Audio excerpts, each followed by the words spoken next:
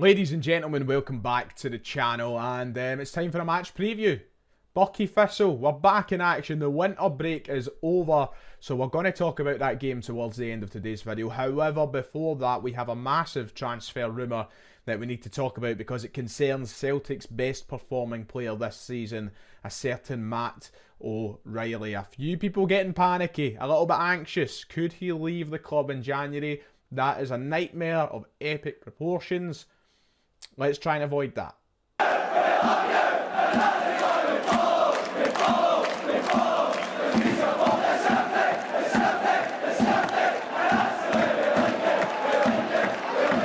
Hello, welcome back. If you haven't already, please make sure to hit like and subscribe. It'd be much appreciated. It's been a quiet month and we've been trying our best to get through it with every last wee detail that comes out. It's on here in the channel, so like and subscribe, it goes a long way. And thank you to anybody who checked out or joined in with our live stream last night. We had a bit of fun. We done a trivia stream. It was completely different from what I normally would do in the channel, but I thought to myself, there's bugger all to talk about, so we may as well try something different. So thank you if you enjoyed it. Let me know if you enjoyed it in the comments. But it's time to actually talk about Celtic again today, because boy, we have a big story to dive into.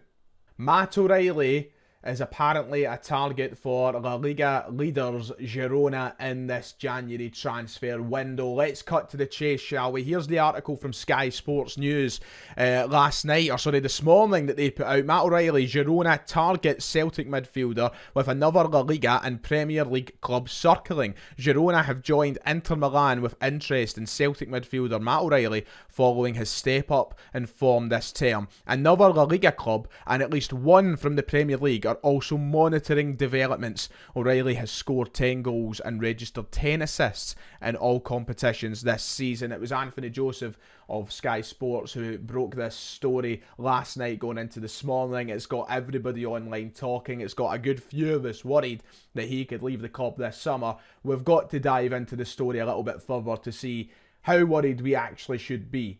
This is what Sky Sports go on to say in the article. The City Group club and current La Liga leaders have been monitoring the midfielder's progress throughout this campaign. Another big team from Spain is also understood to be monitoring ORiley's situation and could make a bid before the deadline, as well as one Premier League club. So it looks as though clubs are actually preparing to bid for Matt ORiley. Now let's take ourselves back to the summer for a moment here, because it wouldn't be the first time that someone has bidded for Matt ORiley this season. We understood that Leeds and possibly Southampton bidded for the player just before the end of the summer window for a fee of around £10 million, which the club swiftly rejected.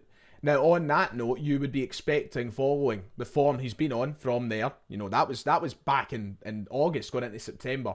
From that point on, scoring 10 goals, getting 10 assists, you're talking at least double £10 million. I don't want Matt ORiley to leave this this window. Neither should we be allowing him to leave in this window. We need to hold on to him till summer. But if he was to leave, I'm not joking when I say this is a player that you've got to be at least getting £25 million out of. We laughed off the interest from Leeds when they offered 10 million, and we should be laughing off anything even remotely close to that. We're talking at least double that fee, and I think even more than double that fee. He's a huge player. He is probably going to split the difference in terms of getting the goals to win us a league title this season. He's been our most on-form player in games where we haven't been exactly able to rely on the likes of Kyogo, and then we've had injuries to Abada and you know, people who haven't really been chipping in as many goals as usual. He's stepped up and he's replaced those goals with his own, which wasn't something he actually gave us that much last season. If you remember, he didn't score an awful lot of goals in Ange's last campaign. However, this season, Brendan Rodgers has unlocked another level of Matt ORiley. No wonder he's gathering interest. I will say this. It's something we should be weary of. It's nothing to laugh about. It's nothing to disregard. If the right sum of money gets put in front of the Celtic board, they will let Matt ORiley go. But this is the time where the Celtic board, and Brendan Rodgers has to get this point through to the Celtic board, we can't let him go. Summer, gentleman's agreement with him, we'll let you move if the right offer comes in. But we can't afford to let him go, but be weary of it. Inter Milan are still lingering as well, and obviously that's a massive club, one of the biggest clubs in world football, in the history of our game. He is huge, or sorry, they are huge, and that could be a huge move for him. Sky Sports saying that Inter Milan were keen, but it is understood they need to sell a player to pursue a move for Matt O'Riley in this window. However, they are looking to offload a couple of names. There's players getting linked with sides in England. So that's looking realistic that Inter will offload someone in this window and then have the opportunity to move for Matt O'Riley. So there's still very much possibilities that clubs as big as them are going to be floating in and around Celtic to try and get his signature. As far as the Daily Record understands, there have been no offers made for Matt O'Riley. But I'm going to say the same thing as what I said to the Cameron Carter-Vickers rumours on the live stream the other night. We are too deep into the window to allow Matt O'Riley to move on, just as it was the case with Cameron Carter-Vickers. Yes, this all could be scaremongering headlines for nothing. But if he was to go, the thing is, it's too late. We're 20 days almost into the window. It's the 19th. The time this video is out, it'll be basically the 20th. We don't have enough in our recruitment team, enough evidence there to suggest that in the space of the next 10 days, we could find a suitable replacement for Matt O'Riley. It's not going to happen. We would be waiting until the summer, and even at that, to replace Matt O'Riley takes a lot. We can't afford to let him go. Even if there was an offer of £25 million, if I was in charge of the club, I'd be rejecting that offer. So the club have got a lot to think about. And they need to be smart with this, because we let him go, we're in a big spot of bother. Very quickly, how realistic is it that he moves to Girona? How realistic is it that they actually put in a bid that matches Celtic's valuation of the player? A few people have pointed this out this morning, but I'll use Everything Celtic's tweet here just for reference, that Girona's current transfer record is just short of £7 million, which is nowhere near the valuation of what Matt O'Riley should be as a player. He would have to smash that £7 million barrier to become a Girona player. Now, I know they're owned by the City Group, and money isn't exactly an issue for them, but do I see them smashing their transfer record? 7 million, you're talking at least 3 times that. At 7, 14, £21 million. You're talking at least that probably to try and get him there. Are they going to smash their record 3 times over to sign a player from the Scottish Premiership? No matter how good he is, I don't see that happening. I don't think that that's realistic for him to move to Girona. They're having a great season, of course. They are on track to go and maybe challenge for the La Liga title, which is a massive influence in the decision probably. But I don't see that amount of money being splashed out by Girona after a record of 7 million. They're probably quite reasonable with what they spend. Yeah, they're owned by the City Group, but there's differences in the ownership of them and Manchester City themselves. So I don't know. It's a bit weird. However, it doesn't take away from the fact that we're talking about another major Spanish club looking at him, a Premier League club looking at him, and Inter Milan looking at him. Those are 3 sides that will probably be able to put down money close to our actual evaluation of the player. So there will be interest over the next 10 days, and Celtic need to stay on top of that. Don't let him go.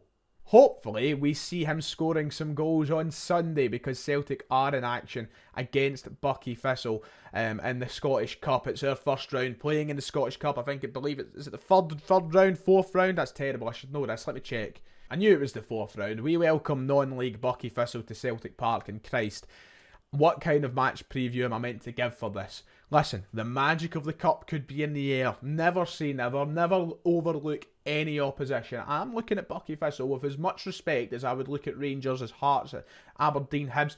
I'm looking at it as a challenge for Celtic, because it will be a challenge. And listen, we should be blowing them out the water, and that's that. But you never know. However, if we were to somehow lose this game, then yeah, I would be... Let's not even think of that possibility, shall we? They come to Celtic Park for the first time, I think, in my lifetime, and maybe ever. I would have to look that stat up. And they look to go and create an upset. They are currently sitting 5th in the Highland League. They've been on decent form. A lot of games postponed, obviously, with bad weather in recent months. But they've been on decent form. I think they've won. This is their record here on screen in their last few games. They've won their last few. An 8-1 win against Forest Mechanics. That's the standout there. Obviously playing non-league sides. But there's their form heading into this game as they sit 5th in the table. And they're looking they're very excited. Looking forward to this trip to Celtic Park, of course. What sort of preview do you want me to give here? We should be winning the game.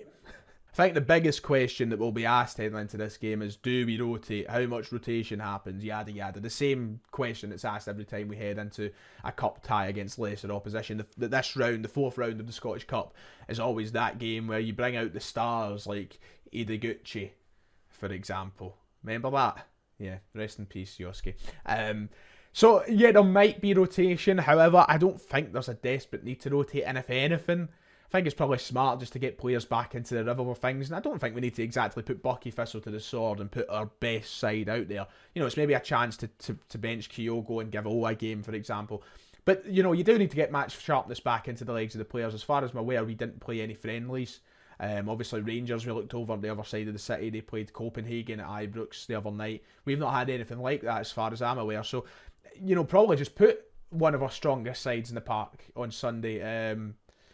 It's probably the best thing to do. We'll go through it in a minute. But can I just say, a Sunday 4 o'clock kickoff against Buckie Thistle in the Scottish Cup, that is revolting. That is disgusting behaviour. Whoever was in charge of that, whatever member of Viaplay or the SFA or whoever made that decision, shame on you.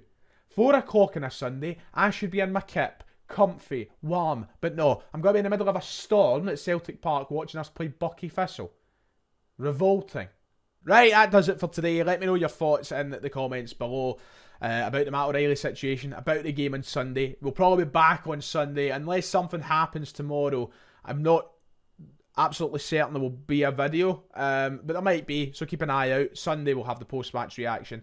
But if something juicy happens, then you know where to come and find it here on Ryan118. Like and subscribe if you haven't, and I'll see you all next time.